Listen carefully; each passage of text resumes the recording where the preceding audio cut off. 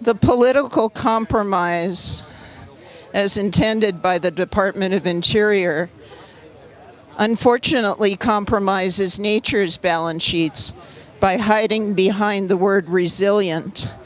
On its surface, it sounds so reasonable, but it's so 1950s when we had less than half the people on the planet. The Resilience Bill is designed to appear as a balanced use, but with a focus exclusively by human users. I call this a species supremacist point of view. We must counter this idea of compromising nature's delicate functions.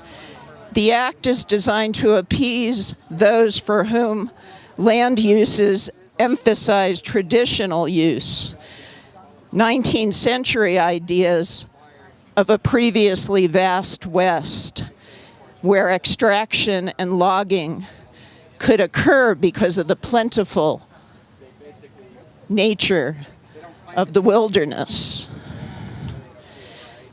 As a resilience bill, it fails to include any language about protecting natural cycles, protecting the seasons, protecting our winters, by addressing the heat forcing that inevitably led to the pine bark beetle blight and the California drought.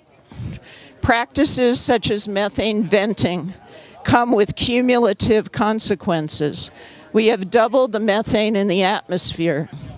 When development hits a tipping point, as with Storm Harvey and its standing stagnant air system, development becomes depletion. What the supposed resilience bill fails to include is nature's resilience.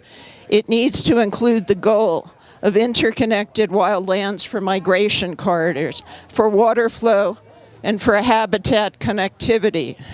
If our lands are used by water-intensive industries, it means that extraction interests are first in line for the forest's water.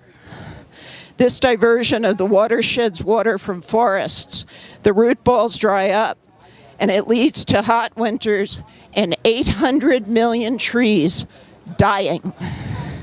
This isn't our definition of resilience or balance.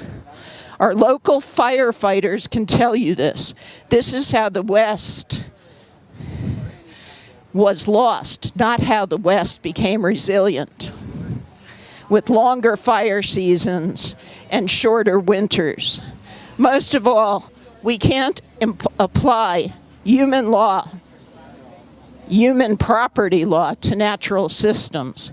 Natural law transcends human law and human use. Wild lands function only according to natural law, which allows the hydrologic cycle and the carbon cycle and the seasons and the great chain of being to be in balance. Take heed, because this bill fails to include nature's balance sheets in its too narrow ideas of resilience. And a local firefighter told me this week at Pepito's Pizza that beetle blight is coming to Redstone, and it's coming to the back of Cypress Mountain soon. Joelee, Raymo.